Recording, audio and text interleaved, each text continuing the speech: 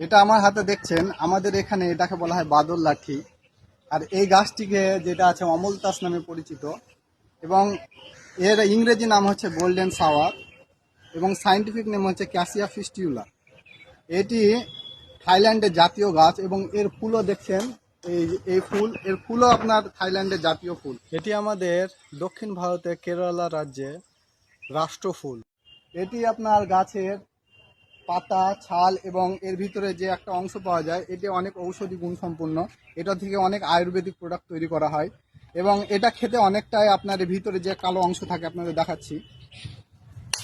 এই দেখেন, এটা ভিতরে দেখতে পাচ্ছেন, এটা কালো একটা অংশ আছে। এটা খেতে অনেকটাই আপনার আচারের মতো খেতে। এছাড়া বাজারে যে ডাবর চ্যবনপ্রাশ বলে পাওয়া যায়, সেটা অনেকটা ওই রকম খেতে। এটা সাধারণত রাস্তার দুই পাশে দেখা যায়। এটা আপনাদের এলাকায় কি নামে পরিচিত অবশ্যই কমেন্টে জানাবেন।